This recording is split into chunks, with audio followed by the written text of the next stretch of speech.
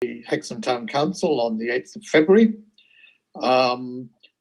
We start off with item 1 on the agenda. Are there any questions from any residents who wish to raise matters on the agenda or relating to Hexham? Wendy, Breach. Can I go ahead? Yep. Yes, I've attended a couple of town council committee meetings this month, and I wonder if the councillors agree with me that there seemed to be somewhat of an indifference towards working with NCC on a properly robust active travel plan for Queen Elizabeth.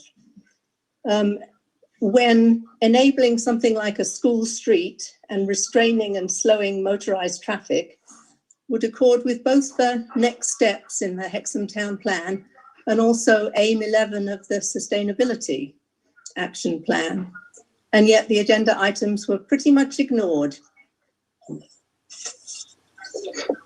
I think, Wendy, as I explained during the meeting of the, the planning meeting which you came to, that this is a subject to which we attach a lot of importance, and indeed have engaged with the County Council on it and have pushed it very hard in the context of our comments on the Queen Elizabeth plans at the beginning.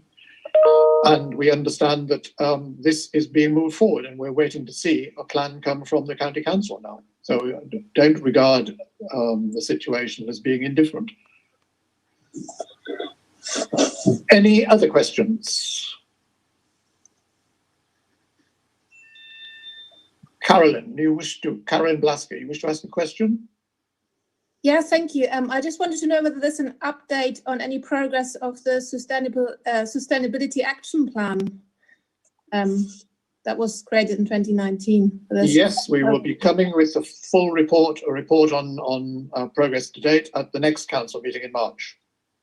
Thank you. Any other questions from residents? If not, then can I then, before we move on to the next item, welcome Inspector Gary Neal to our meeting. Glad we've been able to solve all the technical difficulties we've had in the past for this time, and to give you the floor to talk a little bit about local policing situation. So welcome. Yes, thank you. Good evening, everyone. It is nice to eventually meet up with you all. Apologies, I haven't been at previous meetings. There have been a few technical issues which have just been touched on, hopefully are resolved. Really, all I want to do is just give a very brief overview of where we are, and certainly in West Tynedale at the moment, and then an opportunity for anybody who wants to raise any queries or any questions. So I'll start with crime. This is for year to date, so going back 12 months, we've seen some good reductions. As it stands at the minute, 13% reduction, which equates to 162 offences less have been reported this year compared to last year. Make no bones about it, the initial lockdown is the reason for that. March, April, May last year, we saw a huge drop in our demand. As you probably can imagine, people did what were expected of them. They stayed in, they didn't go out, the roads were quiet, there was very little crime, people were in their houses. No opportunities to commit any burglaries, pubs were shut, everything goes with that, etc., etc., etc. So, without a doubt, the vast majority of those reductions will be down to those initial 3 months. The latest lockdowns we have seen demand pretty much stay where we would expect it to be, certainly since December. Again, I'll counter that with the fact that the pubs haven't been open, but we are seeing demand getting back to where we would expect it would be. I'll just give a very brief overview of some crime categories. Violence against the person, again, good reductions in that. The one area within that is a concern would be harassment and stalking. We have seen a 40% increase in harassment and stalking offences. That's an extra 57 offences. Again, I think that would be down to the lockdown. We're seeing people falling out with neighbours. We're seeing disputes online.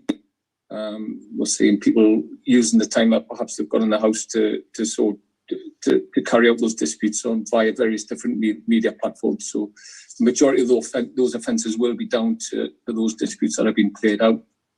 That's the only real increase that concerns us. The rest is all green, so to speak. Vehicle crimes down 64%, so good reductions there.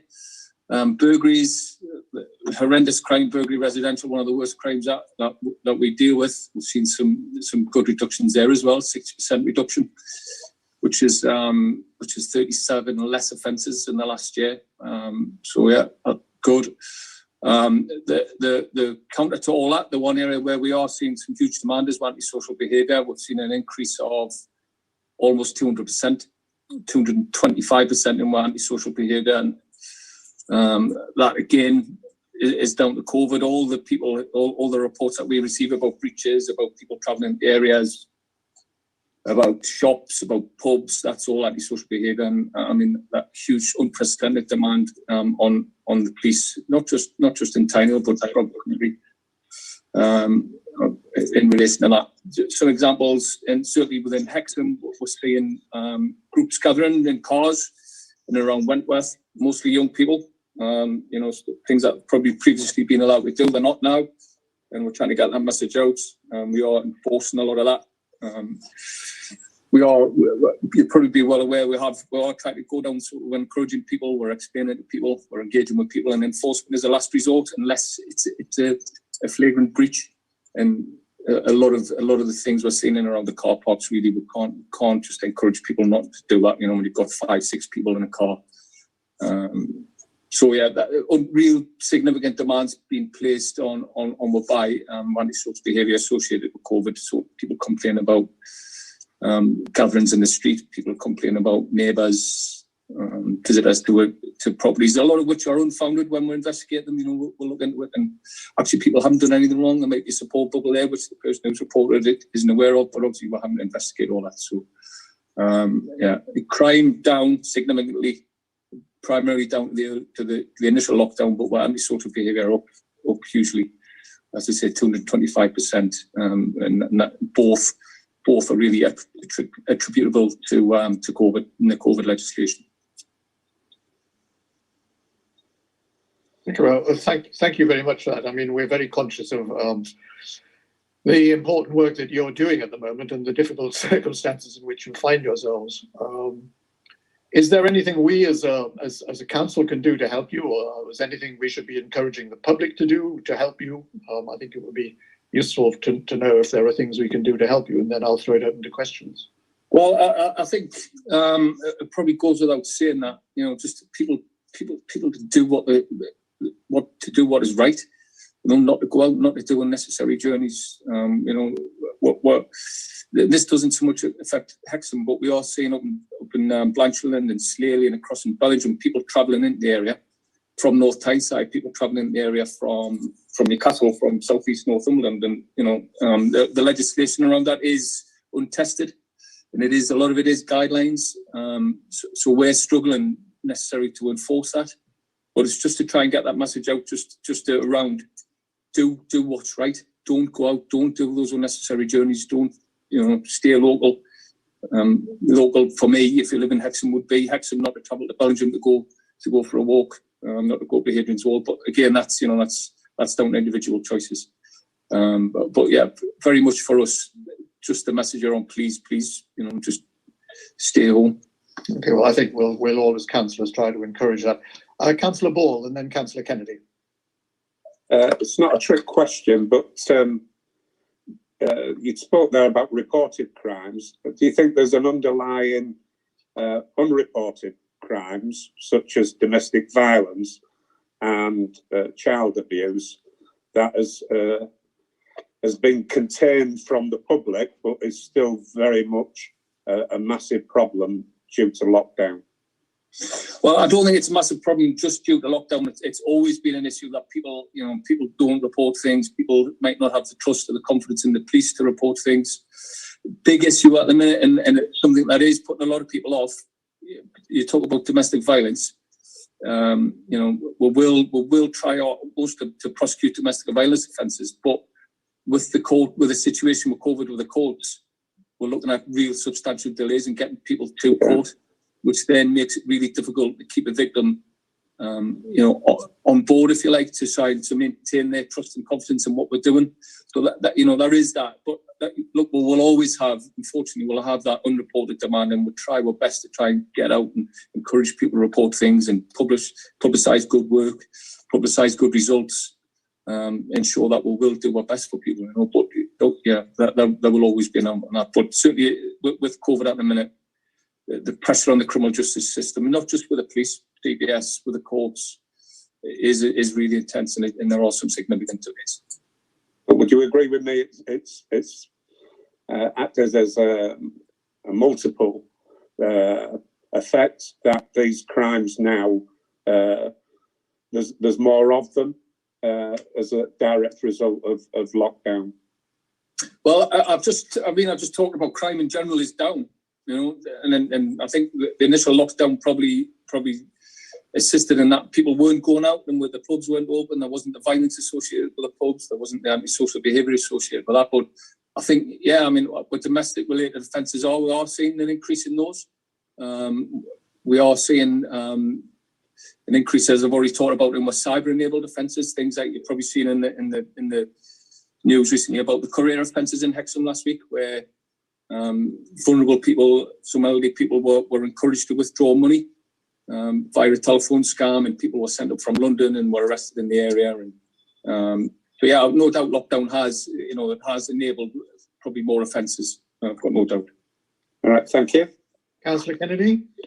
Thank you, Mr. Mayor. Thank you, Gary, for your report. As one thing that's been like prevalent in the news recently has been is obviously the vaccination process, which is, you know, the national standard is to go through it via a pyramid of age, you know, so you're starting with 90-year-olds, 80-year-olds, etc.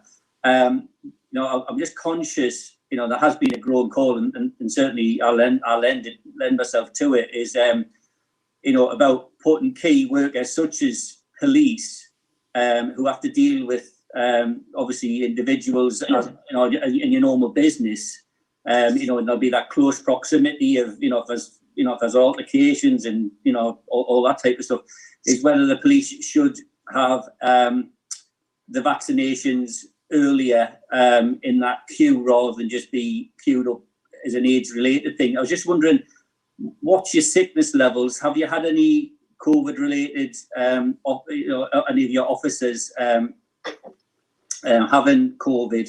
And, you know, is there something in place to actually speed up the vaccinations of key workers like the police? A number of points there. I think the first thing I would say is what supplies of PPE are absolutely, I'm really, really pleased with the amount of PPE that I've got available, that my officers have got available, and the fact that we are utilising it. Hopefully you'll see that when, if they are driving around together in a car, they'll be wearing masks. And, you know, the force and the government, you know, have provided with those tools, and that has been really encouraging, I have to say. Yes, we have had sickness. A lot of it is not necessarily, absences. A lot of it is because of that close contact one might have with somebody, whether we're arresting somebody. There has been cases where we're not a full shift, but maybe 8, 9, 10 people off a shift have had to isolate because they've had a roll around, you know, with someone. That's not in Hexham Mine, that was in North Tyneside. But yes, we are certainly this time round. By this time round, I mean sort of from November, December, we are seeing probably more cases within the organisation of people being off, people of sickness. Your question around whether we need to jump ahead in the vaccine queue, my thoughts are, I think there's people more vulnerable than us out there who would probably deserve it before us. We are getting cases where we are getting phone calls to say, look, there's a dozen vaccines going, they're going to go to waste. Have you got anybody who can come out to a surgery? And, you know, obviously we'll take them up on that. But I think for me, there's probably people are more vulnerable within the society at this time who probably deserve a vaccine more than we would. Thank you. Any other questions from councillors? Councillor Sesford. Thank you very much, Mr. Mayor. Hi, Gary, and hopefully I'll see you tomorrow night, I believe. Is that right? Hopefully Hopefully. Right. You mentioned obviously that 200% increase in the ESB, which is understandable, I suppose, in a way. What's your sort of? Well, I'm imagining that there's a decrease in crimes related to alcohol. Well, certainly out on the streets. I mean, whether there's maybe this links back to Councillor Board's choice that there's question. Sorry, that there's more violence in the home, which could be because of drinking at home now. But I would have thought that there was a lot of a decrease in crimes related to alcohol. Over the summer, actually, yes, you're right. There was a decrease in crime. However, demand from licensed premises was significant in that people were reporting breaches. For example, I don't know, that a club might not have been enforcing social distancing, or they weren't enforcing people wearing masks. Certainly, sort of when I first took up the role in September, there was significant demand placed on the organisation from licensed premises in terms of the COVID legislation and enforcing that and investigating that. But yes, absolutely, alcohol-related violent crimes and things like that are down significantly. We'll look at, the things that you might perhaps be alluding to there, the youth-related antisocial behaviour, groups of kids gathering and drinking in the street, which I have to say, certainly over my services, isn't anywhere near as bad as it was when I first started, but still is an issue. But we have seen big reductions in that in and around the park, the Selly Park, and there still are issues. Don't get us wrong, but yes, we are more of the sort of the late night drinkers coming out of the pubs at on time in the morning and haven't had too much to drink, so not necessarily. Could be adults. Yeah. Another thing, Gary, if you don't mind, is a go on. No, it's fine. I'm just saying it's a positive for me. The fact that the pubs are shut, I'm not just saying it's a positive for society as a whole, but been a significant reduction in demand there. You mentioned you've had some incidents with breaking lockdown rules by, say, shops. I don't know what you exactly said, shops, gyms, or something like that. I mean, and obviously, if you have a concerned resident and they stop something, it's probably right that they do report it so it can get checked out, and if it's innocent, it's innocent. I mean, I'm presuming you work a lot with public protection on this, and would you encourage the public to report incidences on 101 if they spot something, and so it can be checked out, even if it ends up being nothing at the end of the day? Absolutely, yes, of course I would. And yes, you're right. We do work closely with County Public Protection. We had a meeting today at 2:00. That's a weekly thing, and then we'll have a meeting on a Friday where we discuss tactics and what we're going to do for the weekend. But absolutely, I would encourage the public to report if they have any concerns that there's somebody breaking any of the coronavirus legislation, to report it. What we are doing and what we are finding is that perhaps the understanding of the public around what is permitted isn't perhaps there, and that's entirely understandable, bearing in mind the different incarnations that we've had. But what we are doing, if we are investigating it, we'll find actually that it's not. There isn't a breach there. We will phone them back and we will advise them. So hopefully, puts their mind at rest. Like the neighbour, for example, it's a carer who's going in 3 times a day as opposed to, something more sinister. Thanks very much, Gary. Gary, Councillor Ball here.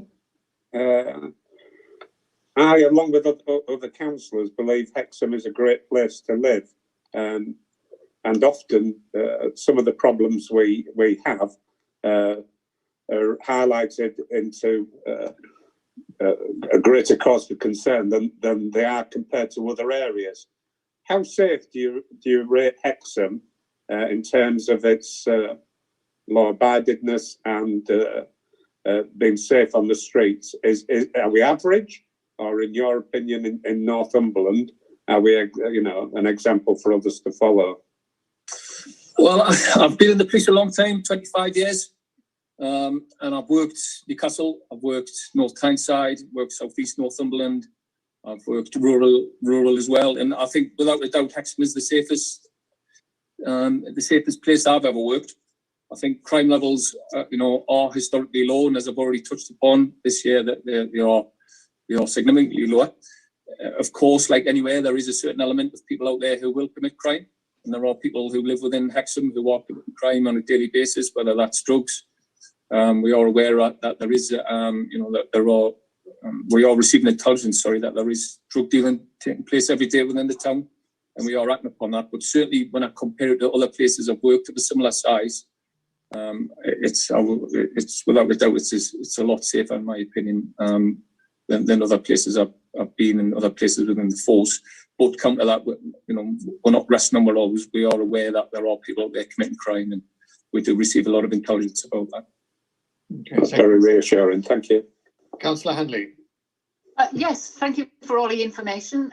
Very interesting. I noticed that the Courant online was reporting a criminal who may have taken refuge in either Linemouth or Hexham by the surname of Cairns. Has that gentleman been apprehended as of now, or is he still on the loose?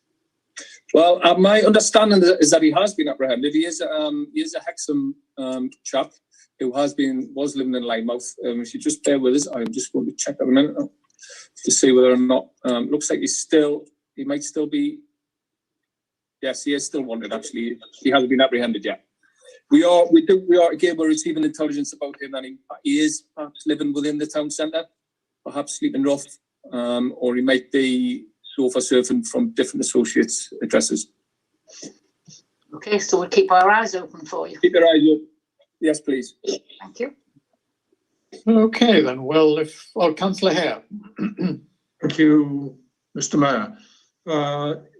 Inspector Neil, the thing that concerns me a little bit are reports, not necessarily in Hexham, but the amount of drug abuse. Do we have something worth mentioning in Hexham about that, particularly amongst the youth, causing crimes, in other words? Yes, we do. As I've just said, we are very much aware of the fact that there is drugs circulating within Hexham. There are people dealing drugs on a daily basis within Hexham, and there are overlaps with outlying towns, Haltwhistle, Hayden Bridge, and travelling between the towns, to facilitate that drug dealing. We have had some success since I've started. We've arrested 3 people, executed 3 warrants, and arrested people for possession with intent to supply heroin. Recovered significant amounts, and I'm talking significant amounts. I worked with Blythe for 9 years, and probably recovered more over the last few months in Hexham than I did in Blythe. And I think that's down to the quality of the intelligence and information that we're receiving. I'm not suggesting there are more, there's more heroin in Hexham than there is in Blythe. We've been fortunate to recover some decent amounts. So yes, there are absolutely there are elements of that within the town. Crack cocaine is a big concern, not just within Hexham, but throughout the force. And we're seeing in other areas some significant violent crime associated with that, particularly rival drug drug dealers who are perhaps are trying to enforce their own laws, if you like, their own rules around who's in control of doing what. And I'd be very keen to avoid that in Hexham, and I would be very keen for anybody to have any information around any sort of Class A drugs, any drugs, to let me or let my team know. Thank you very much. Okay, well, can I then thank you, Gary, on behalf of the council for coming and giving such a comprehensive report. I think that's been very helpful and very useful, and I'd like to think we could have you back in the not too distant future for a further update. I think from what you've heard tonight, you'll have heard that we're right behind you in all of this, and we're ready to do all we can to help you. And please, if we can help, please shout up and let us know. It's good to hear your assessment that we are a fairly safe community, but I think that needs vigilance, and I think it needs attention in order to ensure that remains the case. So we wish you all good luck in your work, and you can count on us to support you, and please feel free to come back, and if you've got particular issues you want to raise with us. So thank you very much indeed. You're happy to stay on if you want, but I quite understand if you leave as well. Yeah, I'm going to leave, folks, but thanks very much. Enjoy the rest of the evening. Okay, thank you. Okay, can we move on then and move back into the agenda? Apologies for absence, Jane. Councillors Ord and Panesh. And I had a message from Councillor Homer as well that she would probably not be able to make it tonight. Item 3, to agree the minutes of the council meeting held on the 11th of January, which you have all received. Can we accept these as a true record of our deliberations a month ago? We can. Don't see anybody objecting, so let's accept that. Are there any matters arising from that agenda which are not on, or from that meeting which are not on the agenda tonight? Apparently not. Okay. Mayor's announcements. I haven't got a lot to report this week, this month. It's been a very quiet month as far as engagements are concerned. I've only been to 2 meetings apart from a normal committee meetings. On the 18th of January, along with councillors Sesford and Homer and the clerk, I attended the meeting of the Hexham High Street Heritage Action Zone Steering Group. And there's another one foreseen in a few weeks' time. And on the 22nd, I attended a meeting with Hexham Community Partnership to look at various issues.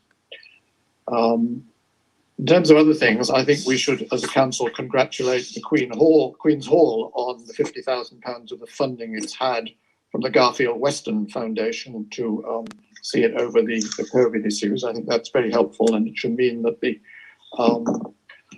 Queen's Hall is able to return in due course in full readiness to contribute to the culture and culture program for Hexham. I think it's very important that we keep the Queen's Hall going in the same way that we've funded the Forum Cinema in order to keep that there as an asset for the town. I think they're both very important. The tourism strategy is out for consultation until the 15th of February. And I would encourage you all to encourage other people to give their comments on that draft strategy, which we'll then try and bring to the next council meeting with the aim of then getting it moving and underway in readiness for the tourist season, if indeed we are to have a tourist season, but I would like to think we are. I've been pleased to note that the government has announced today that the elections due on May the 6th will go ahead. I suspect there may still be a certain doubt about that, but I think it is important that they are to go ahead, and that guidance is about to be issued on how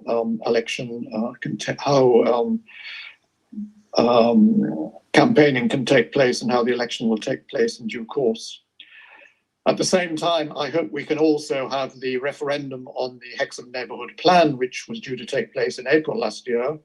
The town council will be looking at giving it that publicity and information in due course ahead of that referendum. I would add as well a reminder that the census, the national census, will take place on the 21st of March of this year. It will go ahead, as I understand it, and we will all be encouraged to participate in that because it is a legal requirement. And finally, I think I should add that I have seen on the news tonight that the Health Secretary has announced that any over 70s in the town who have not yet received an invitation to have a COVID vaccination are now encouraged to get in touch with the National Health Service, either through their GP surgery or whatever, and to actually ask to have that vaccination. The programme has advanced so far that they're now encouraging people who have not yet received a vaccination to apply for it. Are there any questions on that brief set of announcements that I've made? If not, then can we move on? Are there any declarations of interest that people would like to make for tonight's meeting? I see none, so we move on that one. You have got item 7. There is the accounts for payment list, which has been circulated in advance. Are there any queries on that? If not, can we agree the accounts for payments? Denote the accounts of payments. Councillor Graham has got his hand up, and then Councillor Sesford. Or were you just saying yes? No, I just wanted to ask on page 5 of the accounts whether we could be a bit more specific about the non-specific expenses, because it's £2,000. It's quite considerable. I just wonder if we could have some more detail on that. Sorry, which item are we? Where have you? You've lost me. So we're on payments. Right.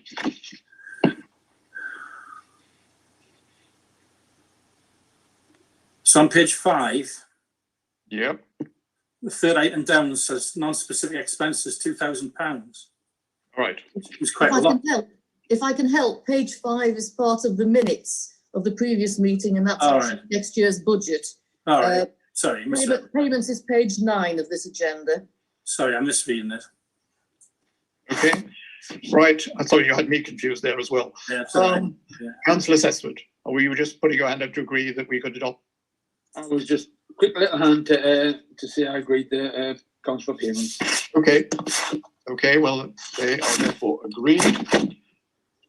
Moving on to item 9, the Finance and General Purposes Committee considered a draft social media policy, which I think we now put before you for adoption. Has anybody any comments on it? If not, can we then consider it adopted? I think it's important, having the training that has taken place and our increasing use of social media, that we have this policy in place. So I'm pleased that we have it there. And I thank Jane and Steph for their contributions to making this happen. Councillor Sesswood. It's just a very quick one, Mr. Mayor. Obviously, social media is quickly, and communications are very quickly changing area. So just to say this, of course, would be a live document and liable to be changed when anything happens. Sure, yeah. It's all our policies are able to be reviewed at any time. We do fix specific dates for them, but there's nothing to stop them being reviewed. This one has more chance of changing than a lot. Yeah. Okay, item 10. You've received the minutes of the various committee meetings that took place in January, and I'm going to ask the chairman of the respective committees if they have anything they want to raise and point attention to. Can I start with Councillor Galanders? You're muted.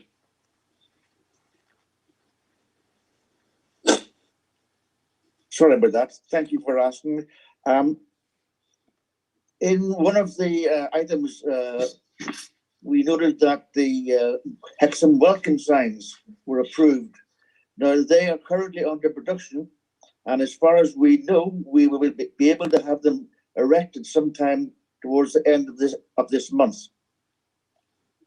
You should also note, I think, that there has been a slight change in the cemetery practices, in that we have reviewed the heights, widths, and so on of the gravestones, and have now imposed a height barrier, which was taken off some years ago. We have reimposed the height barriers for the gravestones. Height limits, yeah, okay, right, yes. Councillor Sesswood appears to have a question to you, Councillor Galanders. Councillor Galanders, I was just checking, is this agreed now, or is this going to come to full council? The change of the regulations for the cemetery, that's what I'm asking. No, it's been agreed in the committee, And will not come to the council. I mean, the committee has. Do we have any idea what the height restrictions are going to be? Have the local? Yes, we've agreed a height restriction. We've agreed a height restriction of 3'6", or if you like to put it a different way, 1,067 millimeters. Did we have an issue with them? And are we talking about width as well? Because I know it's width has already been agreed and has been in place for some years. We had a height restriction, or a height limit, if you like, up to, we think, 4 or 5 years ago, when it came off for some reason, don't know why. But we've had comments from the residents that the height restrictions, the height limits need to be enforced again, because they're gradually creeping up. What residents do you mean, Tom? The residents aren't creeping up at all. No, apologies, I couldn't resist that.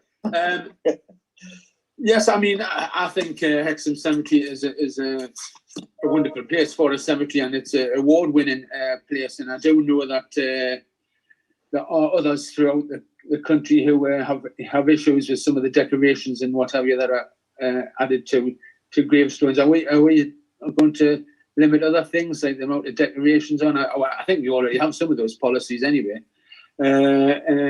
is any other regulations that have changed, or the rest is just standard to what they were before? So there's only It's standard.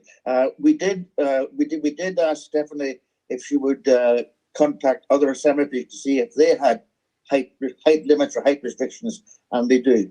So what we've done essentially is to fall back into line with the rest of the country. Thank you very much, Tom. Sounds fantastic. Thank you. Anything else, Councillor Galanders? I think Councillor Kennedy wants to say something. Oh, sorry, I'm sorry, missed you. Yes, And then Councillor Graham. Councillor Kennedy and then Councillor Graham. Sorry. Thanks. It was just about the Hexham welcome signs. Tom, if I could just ask a couple of questions. So are these Hexham welcome signs replacing the current Hexham welcome signs? Yes, they are. Well, I mean, so my second question is, I had a look at those Hexham welcome signs that we've got, and I mean, we've had them a long time, and and I think they were an excellent choice. I mean, they're so striking as you come in.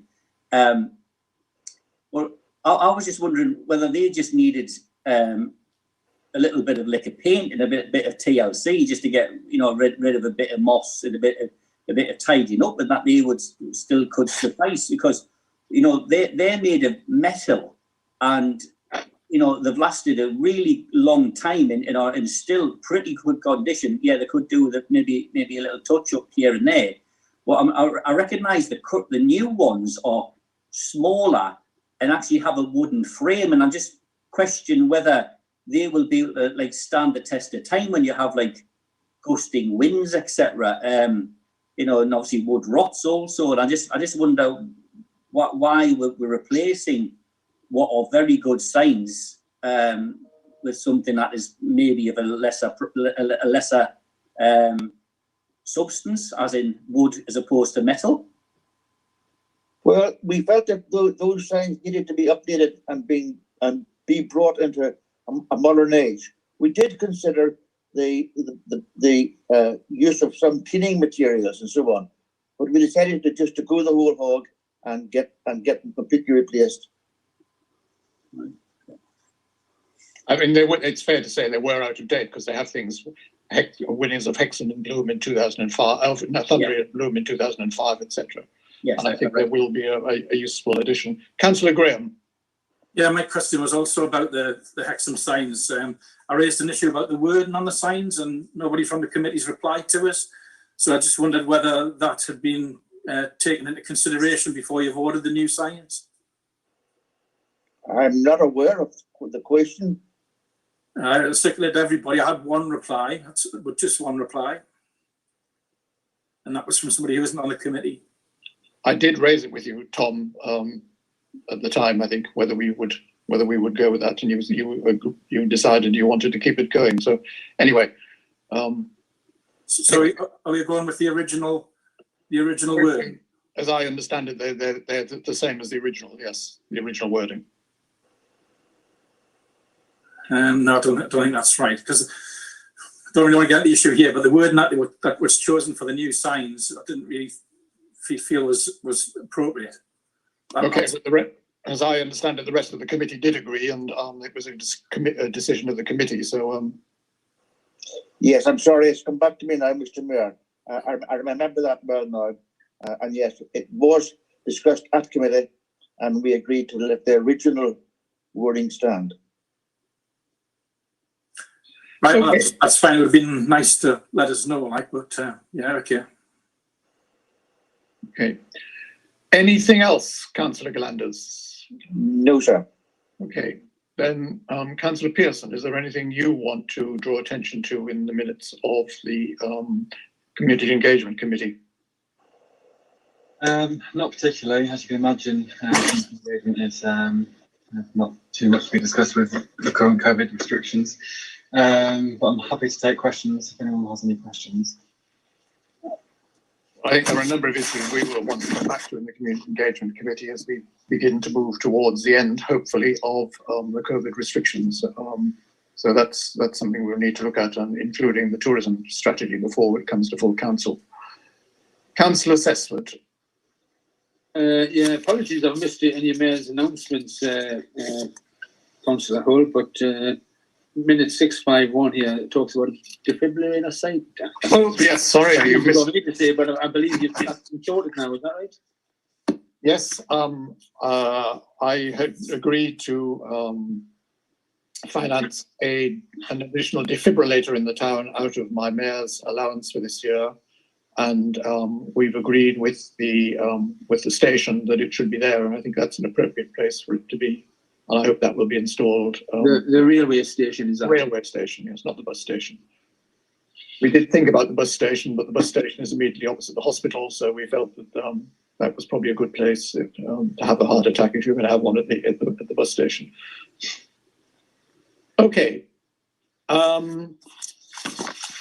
Then moving on, correspondence.